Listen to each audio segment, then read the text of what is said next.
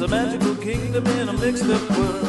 You're in the sweet spot, baby. You're in the sweet spot, girl. You're in the sweet spot, darling. It's a magical kingdom in a mixed up world.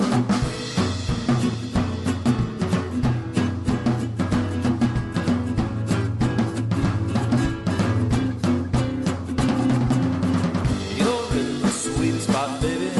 You're in the sweet spot, girl. You're in the sweet spot, darling. It's a magical kingdom in a mixed up world. It's a magical kingdom in a mixed up world. It's a magical kingdom in a mixed up world.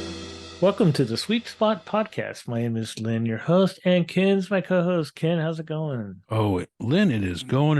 I am so happy to be here. I'm looking forward to this episode of the Sweet Spot Podcast. It's episode 365. Oh, my goodness. That's hard to believe. You know what that means, though, Lynn, right? It means Mm. somebody could listen to us every day of the year. Wow. Yeah. I know There's people that hear us every day of the year. Our spouses don't count. Yes, and Ken and I are both former Disneyland Custodio cast members, and we talk Disneyland.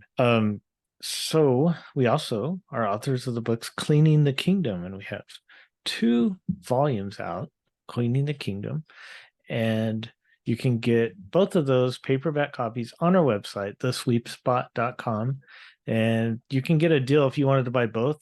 There's like a option on the website where you can buy both of those, and it's a little bit cheaper if you wanted to buy both.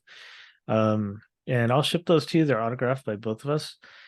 And also, if you don't care, you can get them on Amazon if you don't want them signed. You can also get digital copies on Kindle, wherever, I don't know. There's so many places now you can get them, but I know Kindle's the main one. We have audiobooks too, right, Ken? That's right. We have audiobooks. Woohoo! Narrated by some guy. Some guy, yeah. Yeah. No, but they're if reading is not your thing and you like to listen at work or in your car or something, it's a perfect thing to get. We also, if you'd like to help support our show, and we can always use the help, you can join our Patreon, and you get 2 little perks by doing that. At $5 or more per month, you can get 1 bonus episode delivered to you via email through Patreon. And Ken and I record those once a month, and we put that out just for the Patreon's supporters. And then also you get to join in our recording of our current events, and we record that live, so you get to interact with us as we're recording in like a chat room, and you can also interact with the others that are in that room also, and it seems like it's a lot of fun for them. I know we enjoy it, so it's a lot of fun. Yeah, so $5 or more, you get those 2 things, and if you maybe don't want those things, and that's fine, and you just want to help a little bit, there's some people that just give $1 a month, and it really does, every little bit helps. So we really appreciate that. You can join by going to patreon.com and search the Sweep Spot, or you can go to thesweepspot.com and you can search, there's like a link on the front of our website where it'll take you there to sign up. All right, Ken, who is our guest tonight? I don't know, Lynn. No, we we have Bobby Nove, who was a ride operator, an attractions host at Disneyland Park, and he was there in the mid to late 2000s or aughts or whatever you call them, and he was mostly in Tomorrowland attractions. He's got a lot of stories about that. So. Stay tuned, and he'll give you a perspective from an attractions host. Yeah, it's always fun. We've had Custodio cast members on and other departments, and it's always interesting to talk to other departments because we don't know exactly how they ran things, and so it's fun to learn. So I think everyone else is going to learn too, and I think it'll be a lot of fun. So let's get right into that. Looking to book a vacation to Disneyland Resort, Walt Disney World Resort, Disney Cruise Line, Disney Alani, Disneyland Paris, Adventures by Disney, Universal Studios Hollywood, Universal Studios Orlando, then I can do that for you. If you contact me and we can talk about all the different options and dates, and we can kind of even make recommendations on which days might be the best for you to go. And also as a complimentary, when you book with us, we will book your dining for you if you'd like, special events. And we also, when we book a vacation for you, we just don't say have a good time after we book it for you. We are there every step of the way. We contact you before your trip to make sure everything's squared away. We even have a checklist to make sure that you have everything you need. Reservations, dining, all these different things. Your transportation, if you need help with that from the airport, any of those sort of things, we can help you with that too. We want to make the vacation the best it can be for you, because I know that vacations aren't cheap, and we can help you do that. So if you contact me, that's Lynn, and the email is lbarron@concierge.com. That's LBARRON @concierge.com. Or you can go to thesweepspot.com, and there's a link on our front page there. You can click on that, and there's information on how to contact me. But I'd love to talk to you and help you book the best vacation possible. Hiya, drivers. This is Dusty, the Autopia car. For a safe drive, remember to stay seated with your seatbelt fastened, keeping your hands, arms, feet, and legs inside. And be sure to watch your kids. To make us go, just push your foot down on the pedal. To stop, take your foot off the pedal. For your safety and the safety of other drivers, remember to keep at least one car length between you and the car in front of you. And please, do not bump other cars or stop on the track. Thanks. I'll see you on the road.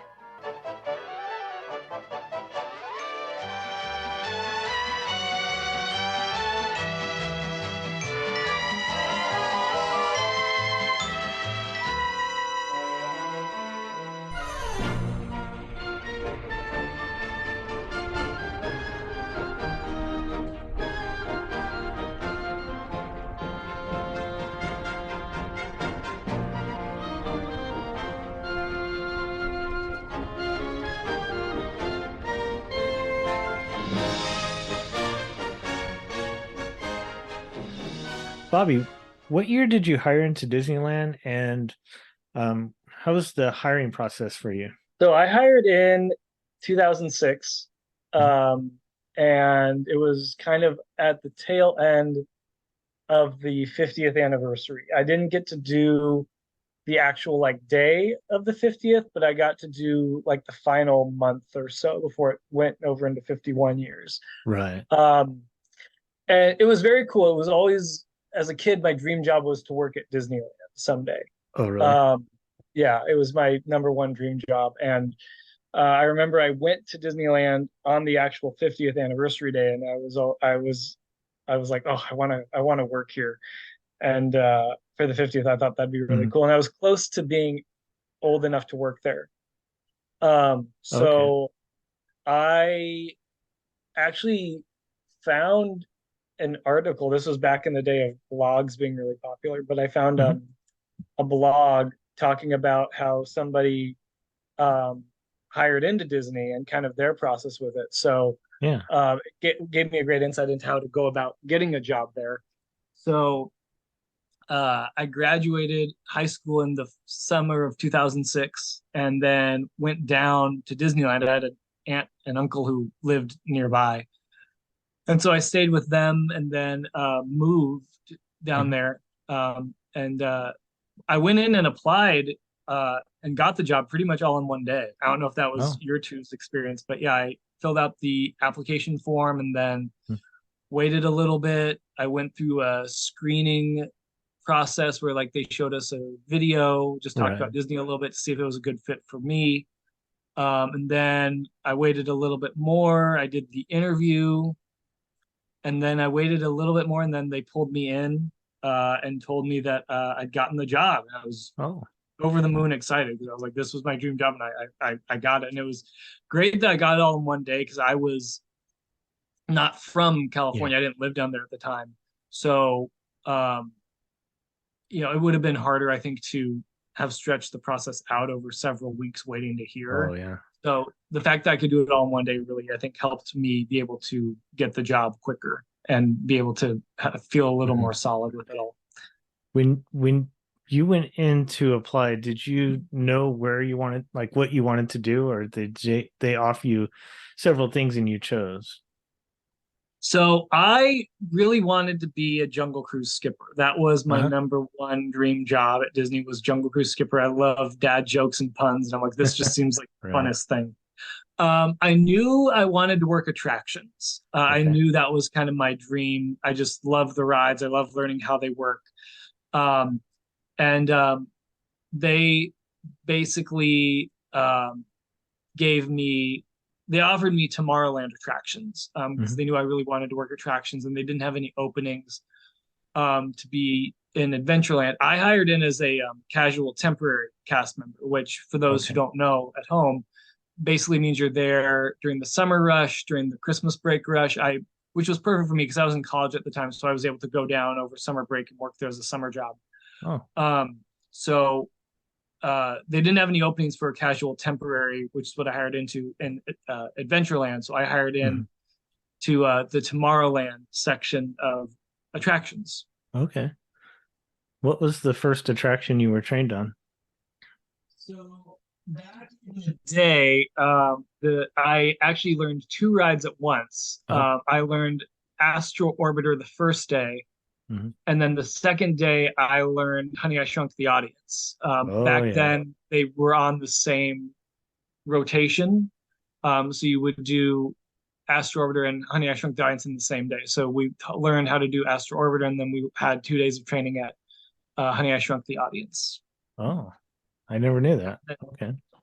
It was as far as I know, it was only in effect that summer, and then the following year they split it in half to where you did one or the other. And then my second summer, I also learned how to do Autopia, and those Mhm. were kind of the three rides I did in my time there. So for Honey, I Shrunk the Audience, there was several positions, right? Like that you would work. Mhm. Yeah, so there was the regular positions we always had were greeter, which handed out glasses, 3D Mhm. glasses at the podium there. Right. There was auditorium, which your job basically is to welcome people into the theater and just kind of sit in a jump seat by the door Mhm. during the movie and just make sure everything's going okay. Help people exit if they need to exit early. Help them find the door. You get a little flashlight, and then exit. And exit basically just you collect the goggles at the end, the 3D Mhm. glasses, and you make sure that people return them. And then we also had a few extra positions as well. Uh, the main one that occasionally was added based on how busy it was goggle washing, which Oh. was a backstage job. Honey, I Shrunk the Audience was responsible for not only washing the 3D glasses for their show, but they're also responsible for washing the glasses for Muppet Vision and for It's Tough to Be a Bug at California Adventure. Wasn't that So room like right behind Space Mountain, like right there? it was a Yeah. tiny little room next door. It had this huge conveyor belt machine inside that washed all the glasses, and you put them in these little metal cages in Mhm. stacks, and you just sent them through the machine. But we only did that once in a while if there was a big uptick in glasses that needed washed, and then they would truck over ones from Tough to Be a Bug and Muppet Vision. So Oh. we saw a lot of them, but that was an occasional job. It was Mhm. strictly a backstage only gig, and then there was also another greeter position that basically stood under the entrance sign and occasionally would like welcome people, fix the stroller parking, but that was Right. a very rarely used one. That was really only if we had an excess of people that and it was busy. But Hmm. at that point, Honey, I Shrunk the Audience was never a busy attraction. It was a walk on at that point.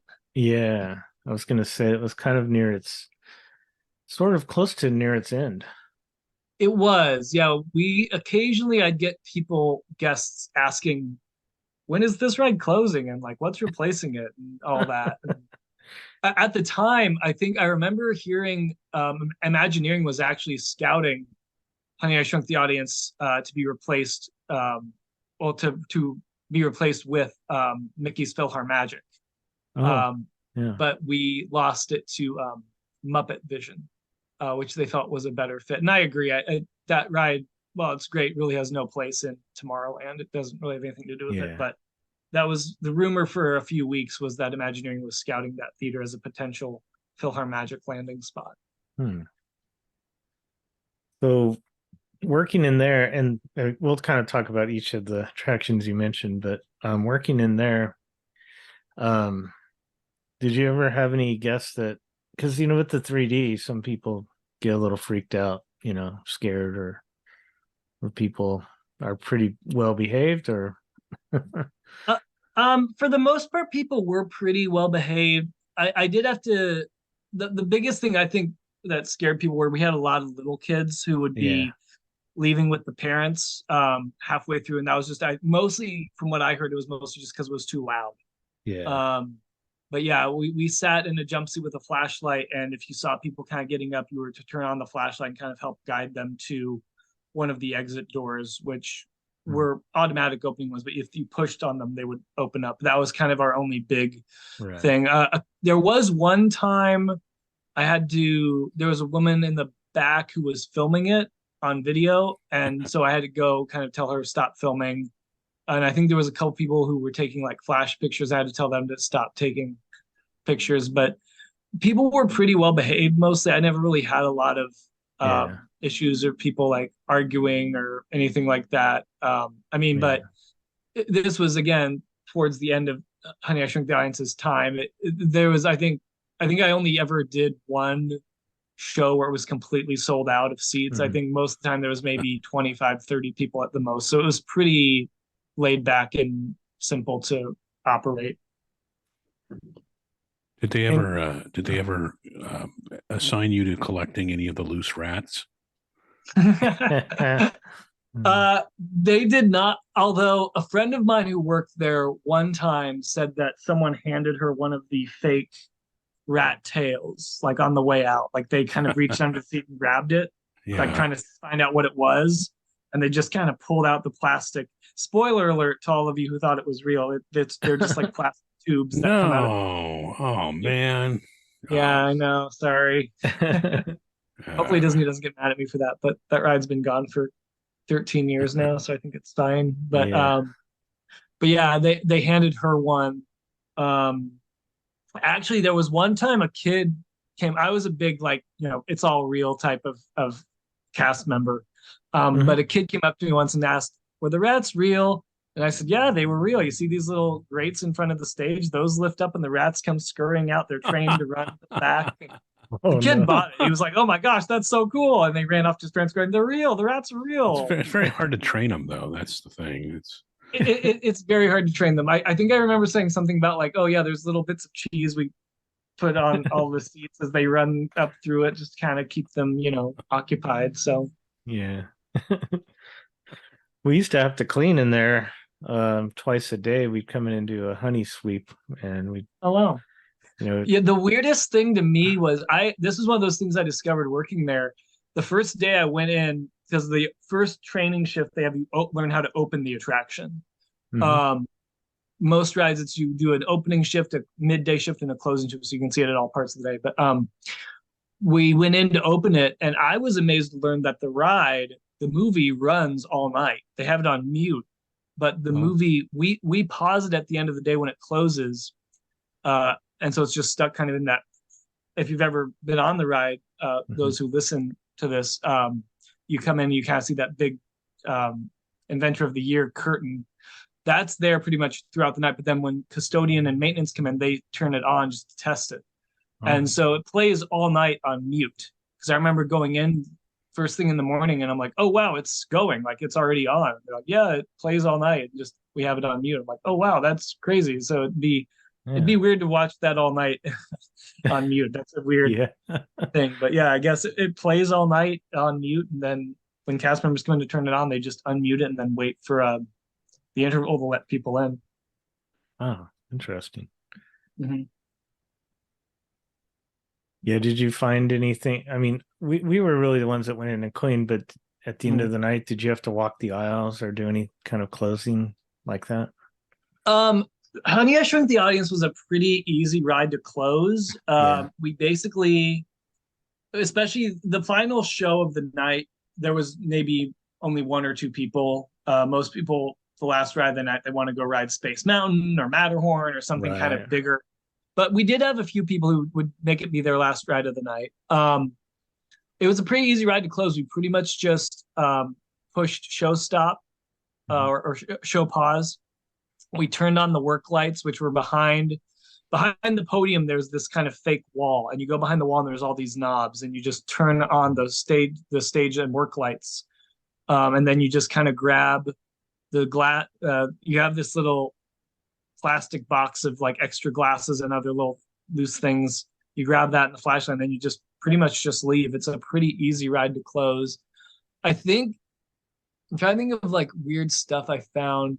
Occasionally, like we would find some broken 3D glasses. I think once or twice I found like a cell phone, but we didn't really do a lot of like lost and found stuff. My favorite time though, actually, occasionally the rule was with How I Shrunk the Audience is that the last show of the night has to happen right at park closing. So depending on how the shows are running that day, there might be a 10 or 15-minute break between the second to last show and the last show. Because if it's like 11:37 or something, you can't do another show in the time before park close. So you have to just kind of hit show pause and just wait till midnight to let people in. So one of my favorite things was if I had time, I just loved wandering around the theater because like I would have the whole theater to myself for maybe 10 minutes or so. And it was just fun just to wander around this big empty theater. And like, I used the flashlight to like look behind the fake walls and just see what was back there, see what it all looked like. Yeah. That was fun. And then occasionally it also has this, there's this fake stage front to kind of hide the bottom part of the screen. Right. And it's strong enough to support a human. So what I would do is I would get up on stage and just kind of like, like kind of act out the show all on my own just to fill the time because you aren't allowed to leave the theater while it's parks operating. So yeah, I would just kind of find little things to do like that. I'd like act out the show, or I'd just wander around the aisles just with the flashlight, just kind of exploring the space. I look at the old there used to be a secondary exit to Honey, I Shrunk the Audience. So it was just up a big set of stairs by where you get your Space Mountain photos that was closed off, I think in the early 2000s. But that used to be another way out of that theater, but they don't use it anymore. But I would just like go up there and like look around. It was a very fun little place to explore. It's small, but there's a lot of cool little hidden things. Like I'd go over and see like where like the mist comes out of when the dog sneezes, and like the fans that have when he's flying around that little thing, like all the fans and stuff. It was a very cool little place to explore. I liked it because it was like all mine for like the last little bit of the day, which was nice. I wonder what they're going to do with it. I mean, it's for a while, they did Captain EO and then they brought it back, and then they were doing like movie previews and things. I don't know. I wonder what they're going to do. My theory is that whatever goes into Epcot's Magic Eye Theater is what's going to go into Disneyland's Magic Eye Theater, because they've always done kind of both together. They both did Captain EO, they both did Honey, I Shrunk the Audience, they both did Magic Journeys for a hot minute. So I think they're waiting for something that they can use 3D for that kind of fits that space. But yeah, it has been empty for a surprisingly long time. But I think that I don't think they're as in a rush to replace it because it can kind of blend in as part of Space Mountain, which I think helps. It's not as glaring as like, the old Innoventions building, which is just sitting there completely unloved and abandoned. But I think an interesting point I heard on another podcast that there was talk of Avatar coming to Disneyland. I could really see them doing some kind of a 3D Avatar experience, 4D actually it would be, Yeah. It would have to be compelling enough that, people wouldn't say, "Oh, I already did that in the regular theater." Right. Yeah, it has to be more than just like you sit down and you watch the movie, because I think that's not going to sell very well.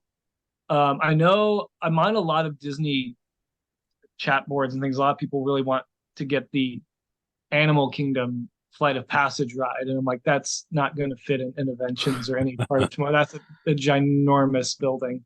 Right. I mean, they could maybe do a small scaled down version, but I don't know if they would want. I think, I mean, this is kind of on par with what Disney might do, but I think it's just going to be like a walkthrough exhibit, like kind of like what Star Wars Launch Bay is, but with avatars. What I think it's going to be. I don't know if it's necessarily going to be a big grand attraction. I think it's just going to be like stepping into the movie as maybe like a testing ground to see if there's something more there they could do with Avatar. But I think they're waiting for that that kind of expansion of Disneyland to do Avatar. I don't think they're going to want to include it in Tomorrowland because that's not going to be a driving thing for a new segment of the theme park. Right. Or even something in the old ESPN Zone building.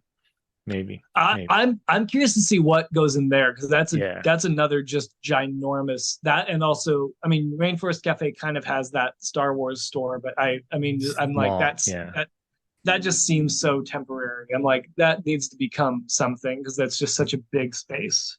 Indiana Jones themed restaurant or Star Wars themed restaurant. There you go. An Indiana Jones themed restaurant would be pretty dang cool, I think. It would fit right in there, the style of the building and everything. Chilled monkey brains. I mean, that'll be. There you go. Chilled monkey brains, and you could cut open a snake, and little snakes could come out. Oh, that'd be awesome. I mean, but it's just I've said before. It's just if some other company owned this real estate, they'd be doing something with it.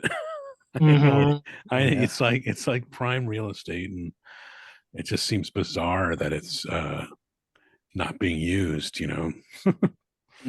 Yeah, Downtown Disney has become odd to me because it really just feels like it's pretty much just becoming different branches of the Disney store. It's just all Disney owned stuff, different levels of Disney. I'm like, I miss what it was like other stuff. Like it was Disney owned, but it was a break from the Disney stuff. Now it's just all like just different variations of Disney merch. It's like that's great, but that's all it is. It's kind of boring to be honest.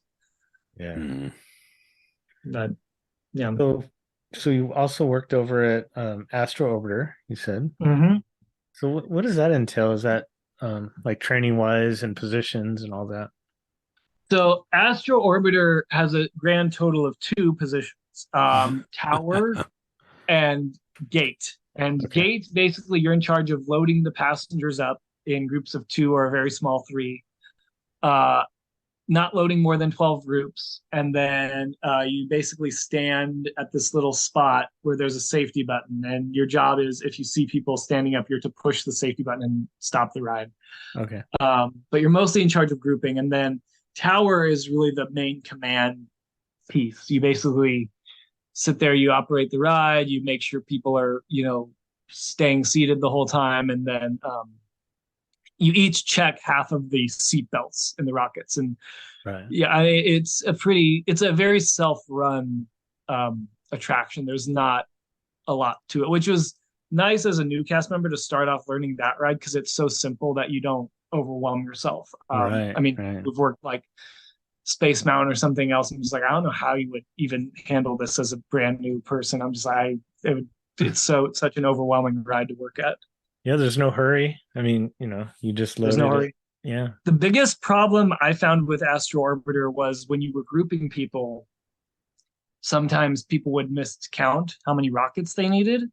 So you'd think you would load 12 rockets and then you end up with 15 groups. Oh, I see. And all of a sudden you're 3 rockets short. And it's like, well, someone didn't follow my directions of how many I told them to take. So, and then you had to kind of have them step into like this little holding pin and they would wait for the next ride. And that was always tough, especially when like if you had like a big family or a big group and like it's like half their family gets to go on the ride now and half has to wait. That's always a difficult situation because then they're wasting time waiting for a ride that half their family's already gotten off, and it's just not really a fun experience for anybody. But you try to avoid that as much as you can. I learned pretty quickly to underload. I never loaded more than 10 rockets. That way I had some wiggle room if someone didn't listen to directions and took 2 rockets instead of 1 or 3 rockets instead of 1. So that helped. But it was a very easy ride to learn how to do. Training for it was a total of just 1 day. It's pretty self-explanatory in terms of the type of ride it is. It's a very straightforward ride.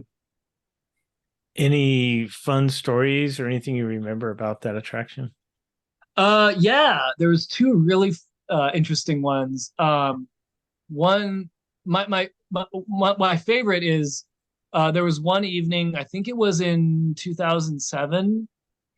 We were working Astro Orbiter, and David Hasselhoff was there, and so I got to help him and his party get into the rockets.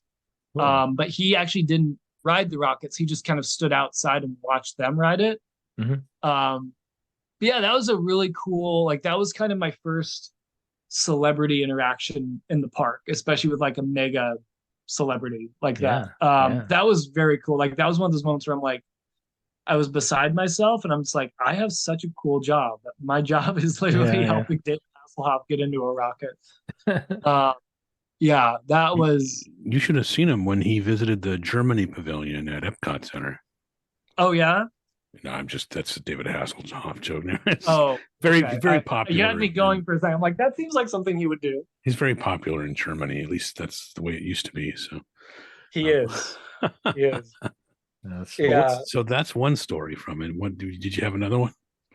Yeah. So there was one day, then this is the only time I've experienced this, where Astro Orbiter was broken for the entire day. But we still had people stationed there in case it got back up and working. But I think for my whole entire shift, I think it was like a midday shift, the whole thing was completely broken. So my whole job that day was just kind of standing around, just kind of sitting in the tower and just kind of making sure that people didn't like jump the wall trying to get into line and just saying, nope, it's closed, go. It was just a really unique experience because it's like, I think Disneyland's one of those few jobs where you can have a job like that where your whole job is just to stand around all day and just do nothing, just sit there and just, hope they get it up and running, and there's really not much else you can do. But yeah, it was weird because I've never known, the Astro Orbiter is not known for breaking down. So it was just weird just to have a weird day, just like, oh yeah, this is just what I did that day. I just literally just sat around and did nothing. Yeah, it doesn't get backed up. As you said earlier, there's no rush. So the only rush you really have is to keep the line going. But it's, you're not going to go down if people are taking too long to load like you would in so many other attractions. Right. And people are not as upset with Astro Orbiter if it's not working. It's a ride that, isn't top priority for a lot of people. It's fun, but I mean, you have Dumbo, which in my opinion is the far better of the two spinner rides. Yeah. But it's surprisingly though, it does have a really long line. I think that's more of just with the fact that it's a very slow loader ride. It only 12 rockets, and so it does get backed up. Like in peak summer days, I think the average wait time was about 40 minutes, which I would not wait that long. Like I might do it in the evenings. I really like working Astro Orbiter at night because during the day there's zero shade on that ride. So if you're working that ride and you have like a 6-hour shift, there's really no real way to keep cool other than just like drink lots of water and stand under an umbrella. But it's a very hard ride to work in the daytime because there's literally no shade. I liked working it at night though. Night was really, really fun because you could watch like the parade go by once in a while. You could watch the fireworks, which was another fun thing. Just be able to sit there and watch the fireworks. It was really fun. Cool. So then you worked at Autopia for a little bit. I did. I worked. How was that? Both. It was really fun. Really? I worked both rides for 2 summers. And then I also did crowd control once in a while for the parades and the shows and fireworks and things like that. That was only once in a while I got pulled to do that. But yeah, Autopia was really, really fun. Especially again, working at night because it has no shade. But yeah, working it at night was really, really fun. Just the number of positions there. Unlike Astro Orbiter, which only has 2 people, I think Autopia on a busy day, we had about maybe 21 cast members there, and it was great. Wow. It just felt like this nice big family. It was really fun. Autopia has some really fun positions that you can work, which I really liked. My favorite is a position called Auto 2. Auto 2 is basically a roamer. You just wander around the ride. You make sure that people are staying seated. If someone's having a hard time reaching the pedal, you maybe get in the car and help them drive it back to the unload area. But as long as you're within the attraction's footprint, you can kind of go anywhere you want. And that was really fun because there's not a lot of like, you have to be here or here. You can kind of just roam around. And it was really fun at night because I love the Matterhorn and also the submarines. So being able to walk right by with the submarine lagoon at night, which is when it's so pretty, was really fun. Just being able to walk there and just like enjoy the views and just kind of explore the Autopia tracks was always a really fun time. The Autopia is interesting because I was just there a few weeks ago and was on there with my son. I was thinking, I saw a cast member out like in the middle of nowhere, out there. I can't remember exactly where it was, but just kind of standing around, watching. And I thought, man, there must be a lot of little walkways and ways to get out there, besides just walking across the track. I don't know. There's a lot of little catwalks and sidewalks. There are some spots you have to really be careful, especially right as you leave the load area at the very start of the ride by the trains. There's not really anywhere to walk there, so you have to really be careful because sometimes guests will just drive really fast. They're not intentionally trying to hit you or anything, but they just don't know the mechanics of the ride. Like they don't know, they assume that the ride will get out of your way or stop. So you'd have to be careful kind of around that spot. But yeah, there's a lot of really cool places to explore. I remember when I was learning, getting trained on the ride, we went back kind of down the hill a little bit to the, for lack of a better term, the dry dock area of Autopia, where all the cars get put when they're like doing refurbishments and things. Yeah. And if you go a little bit beyond that, you can see the submarine dry dock, which was very cool because it's like, oh wow, that's like for 10 plus years, that's where all the submarines sat being waited to be used again. So that was a very cool thing to see, just kind of see that little area that no one else gets to see.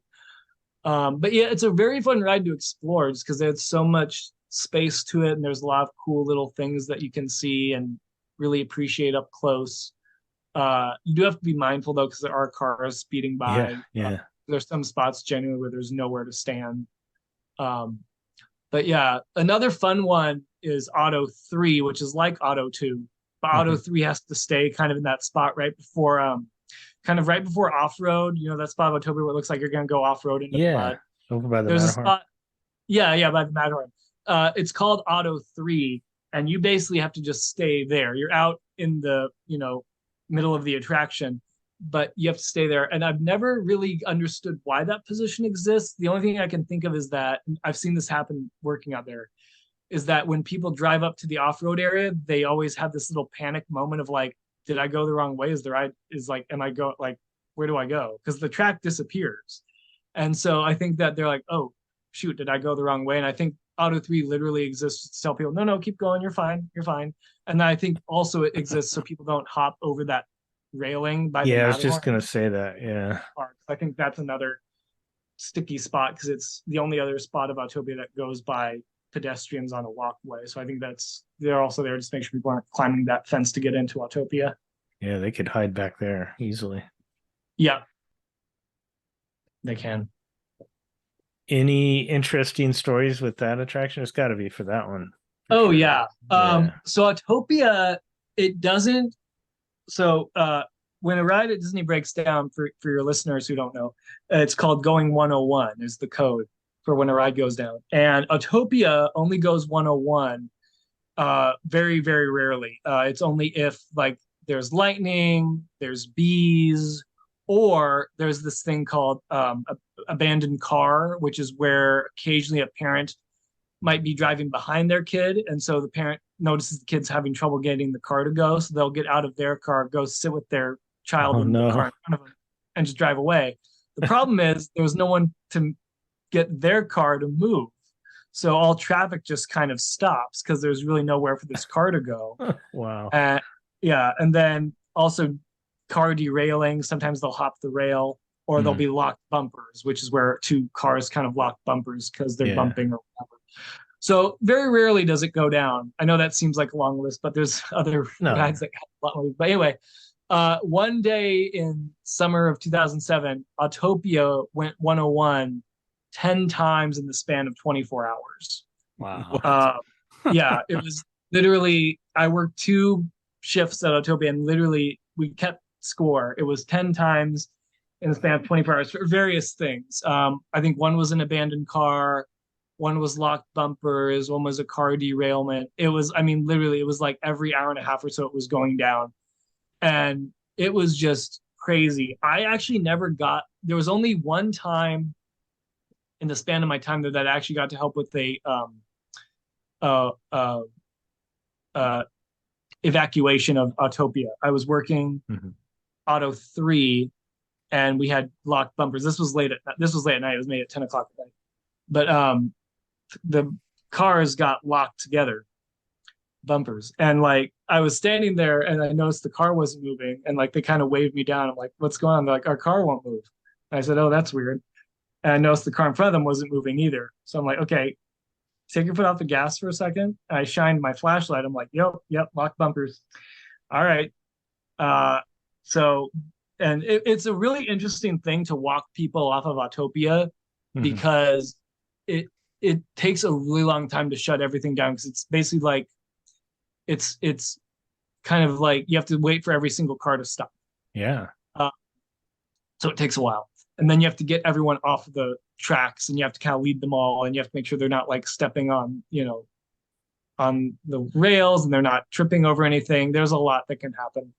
But it's kind of like a whole parade of people that exit. And it's very funny, but that was, I think, the only time I got to help with an evacuation off of Autopia. But yeah, just the times it broke down, honestly, were the funniest. There was another time in around Christmas time, I think it was like end of December, early January. We had a massive rainstorm. Like, I mean, just like the whole park was just, Autopia especially was like flooded. And we only had maybe 3 people in line. And it was this group of girls and they just kept wanting to ride Autopia because there was no line. So they just kept getting in and just going around and around and around. And meanwhile, the whole thing is like flooding, like just, I mean, like just all the cars are just getting waterlogged. And the downside to Autopia is the cars are self-run. So if you don't have enough people in line to move the cars around and there's people on the ride, you literally have to just climb into cars and just keep driving them around so the cars can keep moving. Oh. So we basically all just kept getting pulled to go sit in cars and just drive them around the track in the pouring rain. Yeah, I jokingly that day called Autopia Aquatopia because it was, I mean, we were literally like, we were squeegeeing the roadways. I mean, you could almost see like the track was just like underwater almost. I'm like, this is so much rain. And it was like all night. It was just, it was crazy. Could the heat affect the cars also, like when it gets really hot sometimes? Not overly. There were times where like if a car for whatever reason goes 101, what we have to do is we have to turn off all the cars that are in the load area. That's kind of where we start the process of stopping the cars. And I remember there was a few times where it was insanely hot where like when you went to turn off the motor, you had to like be careful because you would probably burn your fingers because just the car was so hot. But no, the heat didn't really get to the cars ever. That wasn't really a factor. It wasn't always the most pleasant ride to work in the hot days though, because you have one, it's a hot day. There's not a whole lot of shade. 2, you have the smell of the smoke. Back then, Autopia was right by one of the smoking sections in the park. Oh yeah. Right by on that little narrow road leading up to the train station, there was a smoking section. So you stood in the right spot, you'd also smell the smoke, and then you'd have the fumes from the Autopia, and then you'd also have the train fumes. I mean, it was not a pleasant place to work on a hot day. I loved working there at night though. It was a joy to work that ride at night. Is there there's 2 routes, right? Like 2 different routes or Yeah, so there's 2 sets of tracks. They generally go kind of in the same area, but they see a few different things. There's some spots that every single car goes by, but on different sides of the track. Like off-road is a spot that everyone goes. But then one set of there's 4 tracks total, 2 and 2. one set of tracks goes by Car Park, which is basically just a park dedicated to cars. Yeah. And then I think the other one, I think, goes down a highway. I don't really remember, but yeah, there's two different experiences with Autopia.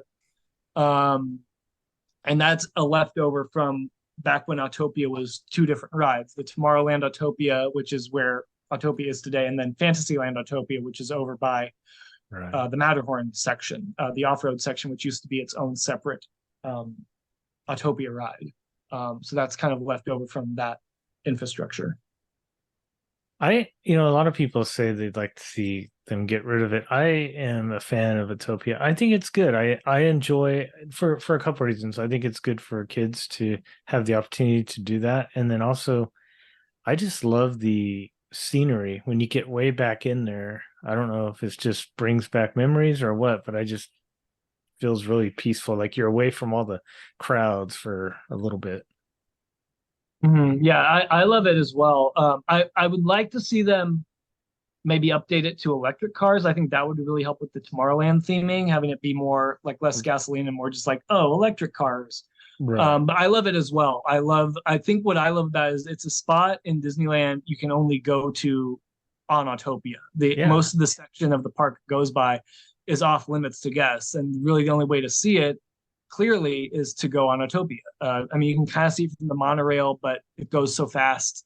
And that's what I like about it too. I just like the nostalgia bit of it. I like that it's, like you said, it's an escape from the everyday guests.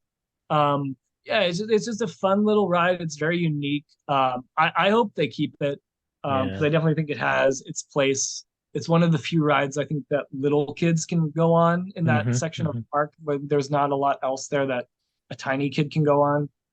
So I definitely think it has its niche and its place, and just landscaping wise, it's such a nice little spot of the park. I can't fathom not having that there. And I think that it's one of the, I mean, they have changed things over the years, but there's certain parts of the route that they haven't changed, in a very long time, maybe even since they opened. So, some of the overpasses and things, they've stayed untouched pretty much. Yeah, there's definitely some spots that you can kind of still see the original Autopia for, mostly kind of over in the Fantasyland or the Fantasyland side of it. That a lot of that was left untouched. But yeah, it's a very cool ride, and it's definitely got kind of ties to its past, I think more so than other Disney rides that are still there, which are a lot of them are very different than how they were on day one. So. Well, plus, I think you can't replace it without. Yeah, you need equivalent experiences, right? I mean, adults kind of forget what this is like for kids. I understand. You've had a form of it there since opening day, and people are like, "Yeah, time to replace it."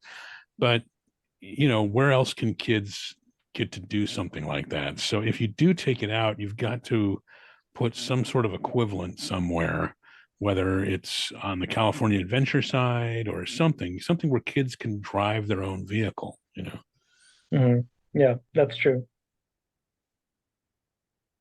So did you work any special events or anything like that was out of the ordinary? Yeah. So I also, in addition to working those rides, I also worked the parades a few times, like just crowd control for the parades and the fireworks and the shows and things like that. I think two examples. Oh, I also worked Fantasmic a lot, which was really cool because I would work, if I had the late shift for Fantasmic, we actually got to go over to the island after Fantasmic was done and set everything up for the next day. So put back up all the barriers, the handrails, everything they take down to help you see the show better. Right. That was really cool, just being able to be, and that was one thing I love about working at Disney, is just being able to be in these spots that you normally don't get to go to as an everyday guest. This is like something really, really special that only you get to do. Yeah. But I have a lot of stories from that.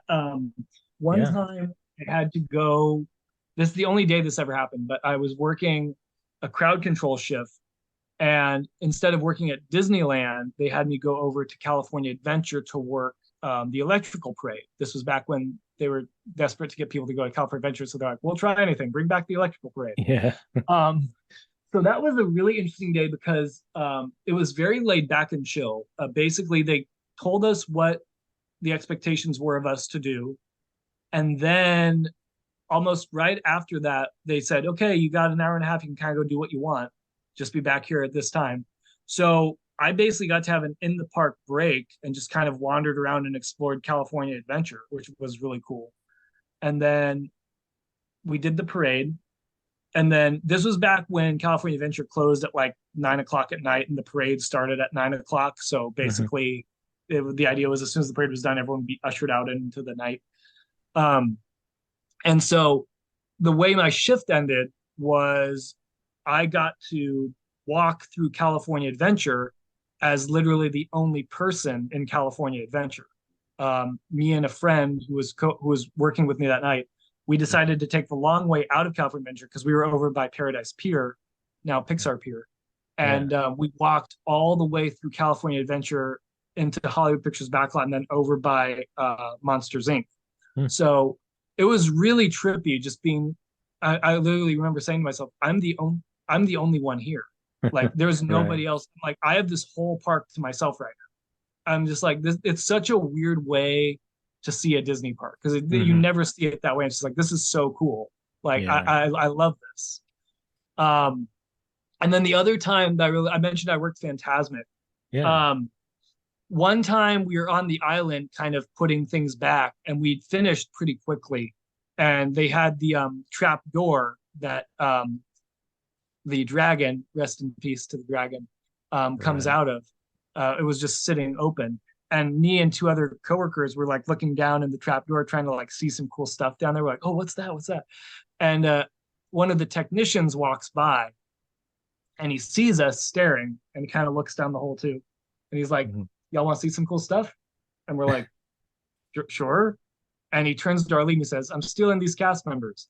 And he proceeded to give us a backstage tour of Phantasm. So we got to go under the water. We got to go underneath the stage.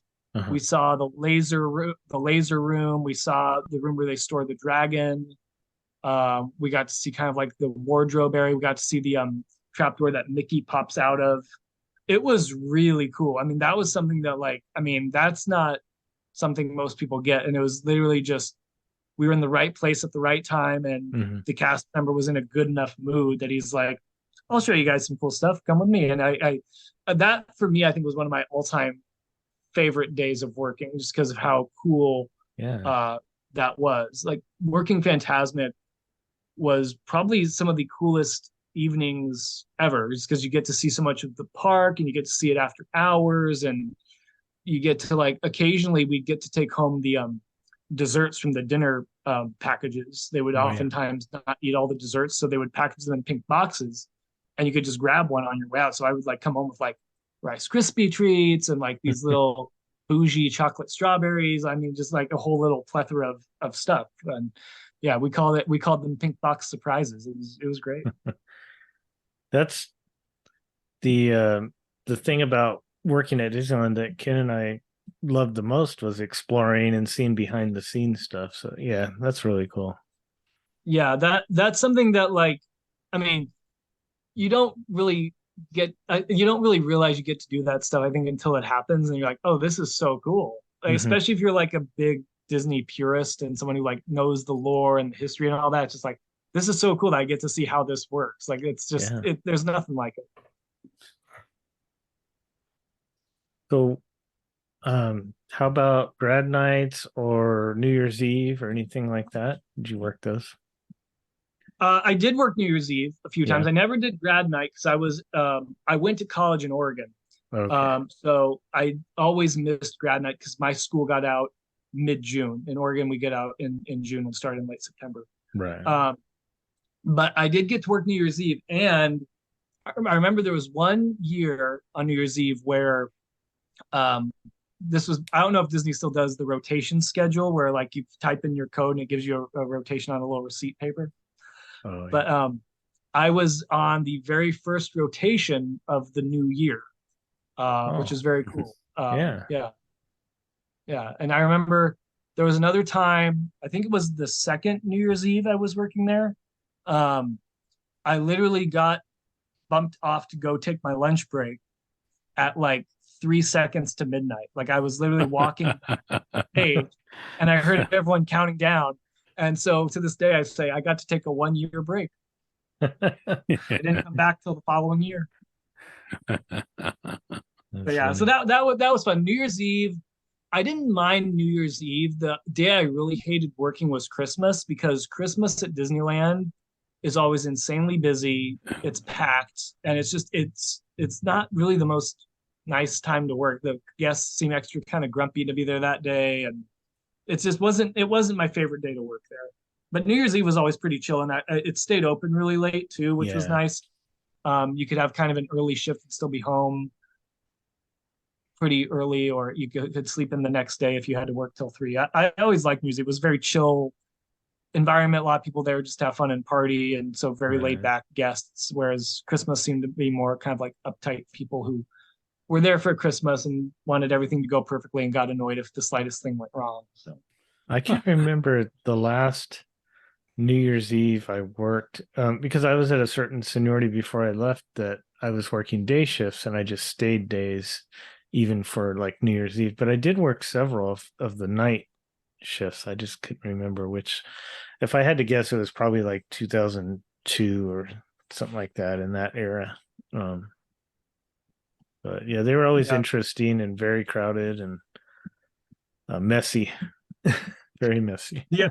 The other tough one for me to work was 4th of July, because almost always, I think every single 4th of July except my first one, I had to do fireworks guest control. And that is probably the worst day to have to do firework guest control, because it's packed. Everyone wants to see the fireworks on 4th of July. They're really grumpy and angry if you tell them to keep moving or this isn't a viewing area. That was probably the hardest battle I ever fought, was with guests over where you could and couldn't stand to watch the fireworks, and kind of just having to maintain that line of, you need to keep this walkway open because this is literally how people are getting around the park. If you stop, the whole thing could just be a huge fire hazard because there's nowhere for anywhere to go. That was probably like the worst shift, honestly, was fireworks, because it's like there's so many people who want to sit in the spot.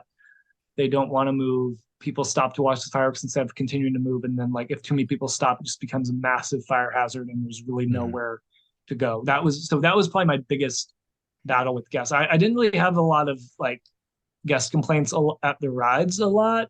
But the fireworks was always kind of the big battle for me with just keeping guests out of the way. So you were in Tomorrowland and then guest control, but Tomorrowland was kind of your home area for a little while. Were you there when the submarines reopened in 2007? I was.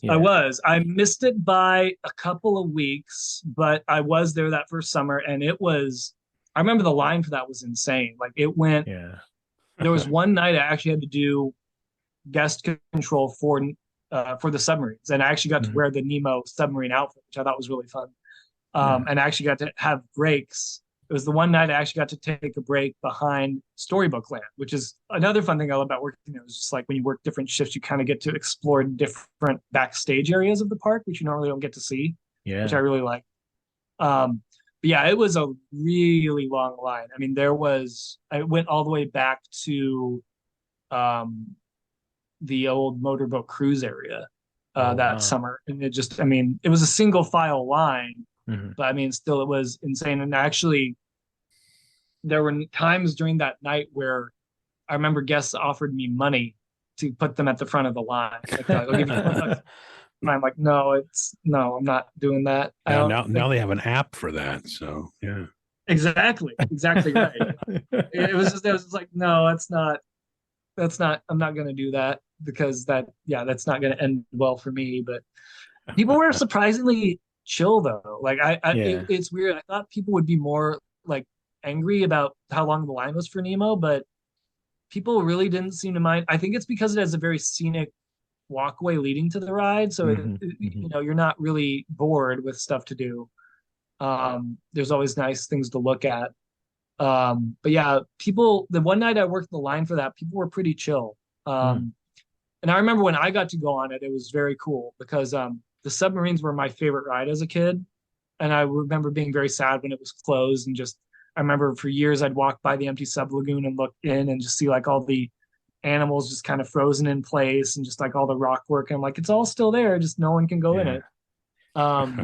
It was that was interesting, right? Because I started in 98, and it closed a month after I hired in, and then I was able to go to a cast preview of it when it reopened in like May of 2007, and but I just went to a cast preview, and that was like the last thing I did as a cast member before I had quit. But it was closed the whole time I was there, pretty much.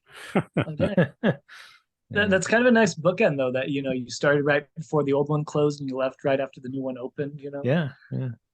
But yeah, the first time I got to ride it, I had a friend who was also a cast member who worked Nemo, and they let me in through they let me skip the line. And so yeah, I got to ride it. It was kind of a last minute thing. My friend texted me, he's like, "Hey, if you want to ride Nemo without waiting, get here now." I'm like, "Okay, I'm on my way." So I just kind of like really quickly just got my shoes on, ran out of the house, and got there as quick as I could. And yeah, I got to do the line without waiting. I loved that first ride. I'm like, oh my gosh, I'm like 10 again. This is so cool. I'm back under the water. Yeah, I hope they don't get rid of that, because you can't go anywhere else and go on something like that anymore. I think none of the Disney parks have an experience like that. No, they don't. And that's I and like Ken said, there's not an equivalent. Like if you replace it, you need to have something else. And it's right. Like, yeah, it's kind of an outdated ride, sure, but it's still such a unique experience. There's not really any other thing that you could have that would be the equivalent of that submarine ride. And it's just such a fun experience. I could see them updating the submarines themselves someday if they were to think long term and want to keep it. I could see them doing that. Those submarines are the original. I believe they're the 1959 subs, so just painted a few times. They are the original subs. Yeah, they're super cool. But I mean, if the Matterhorn's still going, I don't see a problem with keeping the subs. They're the same age, so I don't see an issue. But yeah, that was the only.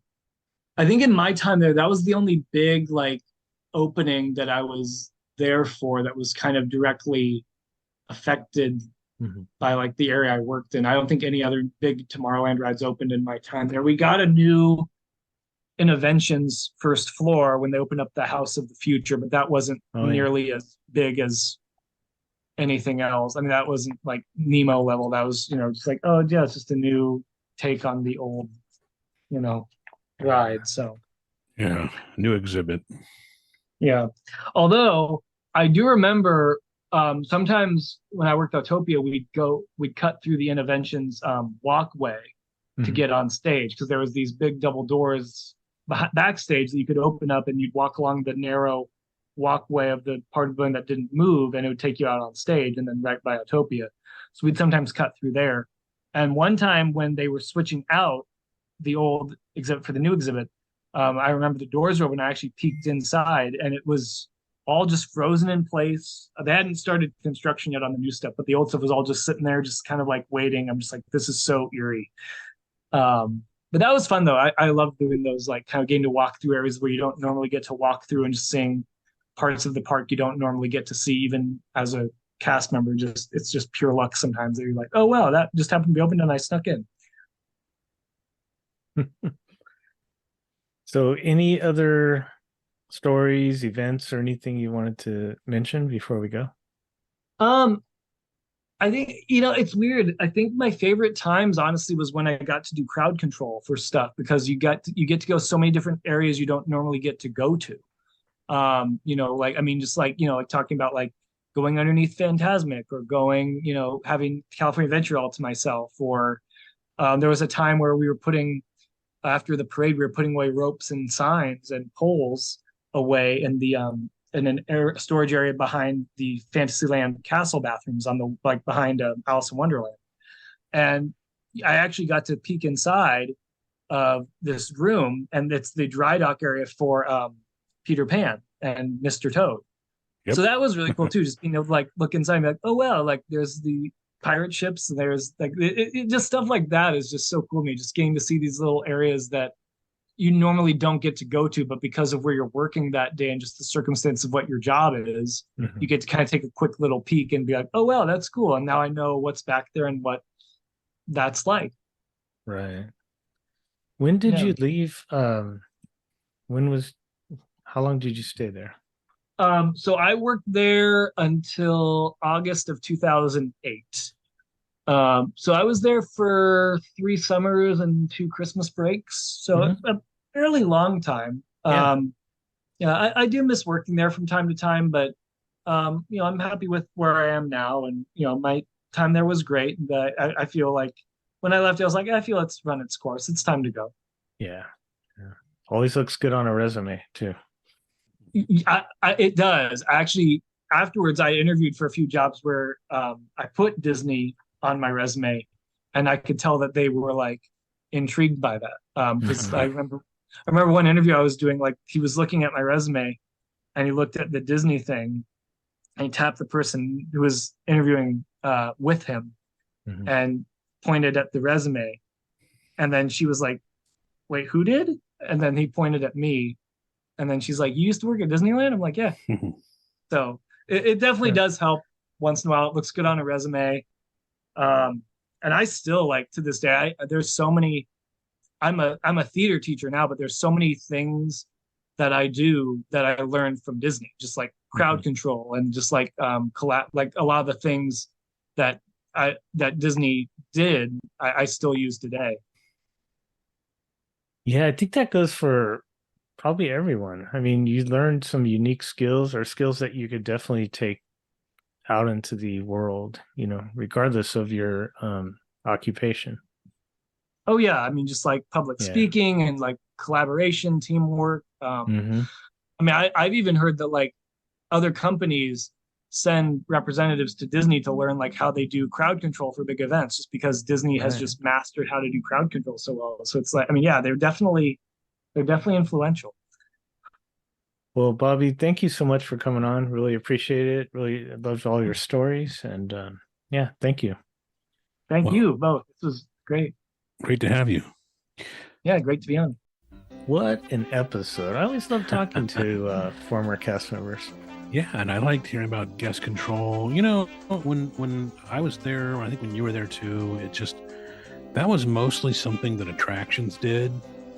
There were a few high seniority people that custodial that would do like a second shift or something as in guest control for certain things. But I know since then it's become a situation where they do pull from more and more departments, including custodial, to do it. And I mean, he had some interesting stories about that. So it's always a lot of fun.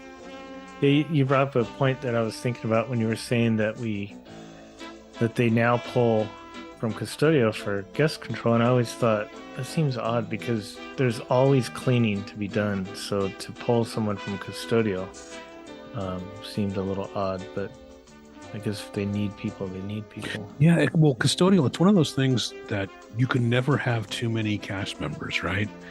It's, even if you do, you can, if you have too many for your area, you can send them somewhere to another area, or you could have them do, polish something. There's always something. There's always something you can do. It can be cleaning back areas. It can be taking the metal trash cans off the stage one at a time and just detailing them in terms of making sure they're completely clean, thoroughly inside and out. I mean, there's, dusting of onstage props. I mean, there's just all kinds of things. There's never too many. So it does seem strange that you could pull some to guest control, but I guess, why let attractions people get all those hours? So anyway. Yeah, I guess. So also during this time, we always read a review that we get on Apple Podcasts, iTunes, and we have a new one. So I'd like to read that. Oh, all right. So it's a 5-star. It's from July 25th, 2023. It's from Crossbones.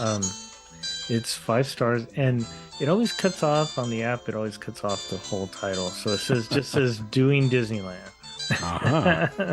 So here it is. As long-time annual pass holder, Magic Key holder, living in Northern California, I look forward to listening to these two every week to help keep my Disneyland itch scratched.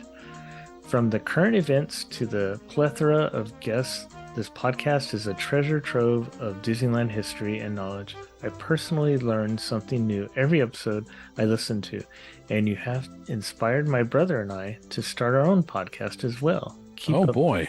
Good work. Competition. Well, that's very sweet. Thank you so much. That's very kind of you to say, and glad that you were enjoying it and getting stuff out of it. And I thank you for leaving a review. More people should do that. Leave a review, folks. It helps people find the podcast.